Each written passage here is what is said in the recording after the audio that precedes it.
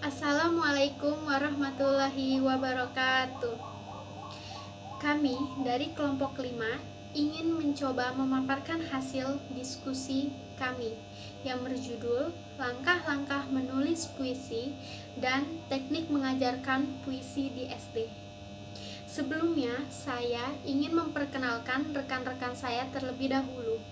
Yang pertama ada Mahdania Medina, yang kedua ada saya sendiri, Prita Dwi Hastuti Wibowo, yang ketiga ada Diah Puspitarini, yang keempat ada Febrianti Dwi Lestari, yang kelima ada Novitara Aprilia, yang keenam ada Syifa Aulianisa, yang ketujuh ada Husnun Azaria, yang kedelapan ada Pratiwi Sekar Widiowati. Baik, sebelumnya saya Prita Dwi Hastuti Wibowo ingin memaparkan materi terkait hakikat sastra anak. Sastra merupakan kata serapan dari bahasa Sangsekerta yang berarti teks yang mengandung instruksi atau pedoman. Pembelajaran sastra di SD adalah pembelajaran sastra anak. Lalu pengertian sastra anak adalah karya sastra yang secara khusus dapat dipahami oleh anak-anak dan berisi tentang dunia yang akrab dengan anak-anak, yaitu anak yang berusia 3 sampai 12 tahun. Terima kasih. Objek kajian dari karya sastra berupa sastra lisan dan sastra tulis. Sastra lisan merupakan karya sastra yang berupa ujaran atau teks dan ceritanya disampaikan secara lisan. Contohnya ada dongeng ataupun legenda. Sedangkan sastra tulis merupakan karya sastra yang dibukukan. Contohnya itu ada pada puisi ataupun pantun. Dalam pembelajaran sastra di sekolah dasar, dalam kurikulum 2013, pembelajaran sastra terdapat dalam buku tematik pada mata pelajaran Bahasa Indonesia yang berupa puisi anak ataupun pantun anak. Selanjutnya ada langkah-langkah menulis puisi. Untuk menulis puisi yang baik, kita perlu mempelajari langkah-langkah dalam penulisan puisi. Adapun langkah yang pertama yaitu menentukan ide. Ide merupakan ruh dalam dunia kepenulisan, termasuk menulis puisi. Maka hal pertama yang harus kita lakukan untuk menulis puisi yaitu mencari ide. Yang kedua ada memasukkan imajinasi. Imajinasi yang baik akan menghasilkan puisi yang baik juga. Imajinasi identik dengan pencitraan alat indera kita. Selanjutnya ada pemilihan tema yang tepat. Tema juga merupakan ruh dalam menulis puisi. Maka menentukan tema adalah hal yang mutlak. Selanjutnya, membuat judul yang menarik. Tidak bisa dipungkiri bahwa judul sangat mempengaruhi minat membaca. Semakin menarik judul, maka minat pembaca untuk membaca karya kita semakin besar. Ya, di sini saya akan menjelaskan tentang jenis-jenis karya sastra tulis. Karya sastra tulis itu ada 5, yaitu ada puisi, prosa, cerpen, novel, serta roman. Yang pertama itu ada puisi. Puisi merupakan suatu bentuk karya sastra yang mengungkapkan pikiran serta perasaan dari penyair dan secara imajinatif serta disusun dengan mengonsentrasikan kekuatan bahasa dalam mengonsentrasikan struktur fisik serta struktur batinnya, di mana kejelasan sebuah puisi sangat tergantung pada ketetapan penggunaan kata serta kepaduan yang membentuknya. Dan yang kedua itu ada prosa. Prosa adalah jenis karya sastra yang disusun dalam bentuk karya sastra berupa prosa naratif yang bersifat fiktif. Prosa pada umumnya merupakan cangkokan dari bentuk monolog dengan dialog.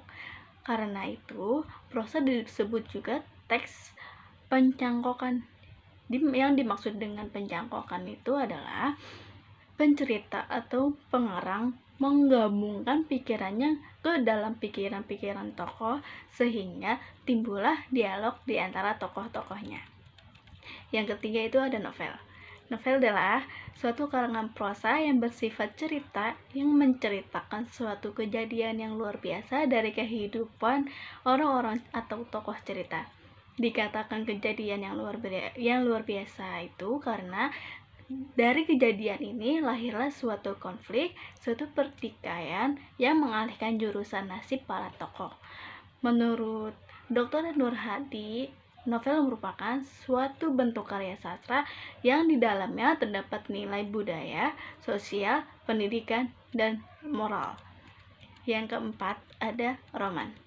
Roman merupakan berasal dari genre romance dari abad pertengahan yang merupakan cerita panjang tentang kepahlawanan dan percintaan. Istilah roman berkembang di Jerman, Perancis, dan bagian-bagian Eropa daratan yang lain.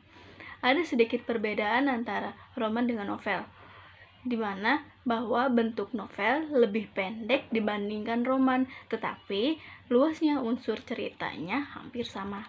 Dan yang terakhir itu ada cerita pendek atau cerpen. Cerita pendek adalah suatu karangan prosa yang berisi cerita sebuah peristiwa kehidupan manusia, pelaku atau tokoh dalam cerita tersebut. Cerita pendek yang berasal dari anekdot, situasi yang digambarkan singkat dengan cepat pada tujuannya. Dan selanjutnya akan dijelaskan oleh rekan saya. Terima kasih. Nah, di sini saya akan menjelaskan tentang model pembelajaran menulis puisi. Yang pertama itu mendeskripsikan objek konkret secara emotif. Objek konkret adalah sumber inspirasi penulisan puisi. Jadi objeknya itu misalnya gunung, lalu kupu-kupu dan lain sebagainya. Yang kedua itu mengurai nama diri. Maksudnya ini nama diri itu misalkan kayak Andi, lalu bunga dan sebagainya. Yang ketiga ini menulis puisi berdasarkan tokoh dalam sejarah, mitologi, dan karya sastra. Maksudnya ini menulis puisi ini juga dapat diawali dari pengetahuan kita atau kecintaan kita terhadap tokoh-tokoh tertentu.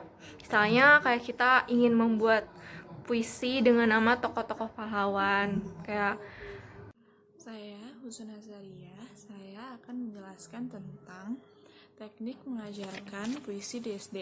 Teknik mengajarkan puisi di SD itu terbagi menjadi 6 bagian. Yang pertama itu pelacakan pendahuluan, yang kedua penentuan sikap praktis, yang ketiga introduksi, yang keempat penyajian, yang kelima diskusi, dan yang keenam pengukuhan. Nama saya Pratiwi Sekaridiwati. Saya akan mempresentasikan bagian cara membaca puisi. Cara membaca puisi itu ada 5. Yang pertama, ada pelafalan dalam membaca puisi adalah bagaimana seseorang membunyikan atau mengucapkan suatu kata di dalam lirik puisi dengan tepat. Yang kedua, ada intonasi. Intonasi dalam membaca puisi adalah suatu cara di mana mengatur tinggi atau rendah suara serta memberikan tekanan pada kata-kata yang dianggap cocok. Yang ketiga ada tekanan dinamik, adalah tekanan yang diberikan terhadap kata tersebut dalam kalimat sehingga kata tersebut itu terdengar lebih menonjol dari kata-kata yang lain. Yang keempat ada tekanan nada. Tekanan nada adalah nada yang diucapkan secara berbeda-beda untuk menunjukkan perbedaan keseriusan orang yang mengucapkannya. Yang kelima ada tekanan tempo, yaitu tekanan pada kata tertentu dengan jalan memperlambat pengucapannya. Contoh puisi dari karya Hairil Anwar. Kalau sampai waktuku, ku mau tak seorang merayu, tidak juga kau. Tak perlu sedu-sedan itu, aku ini binatang jalan. Dari kumpulannya yang terbuang, biar peluru menembus kulitku, aku tetap meradang menerjang. Luka dan bisa kubawa berlari hingga hilang pedih perih. Dan aku akan lebih tidak peduli. Aku mau hidup 1000 tahun lagi. Sekian presentasi dari kelompok kami. Kurang lebihnya kami mohon maaf. Wabillahi taufik wal hidayah. Wassalamualaikum warahmatullahi wabarakatuh.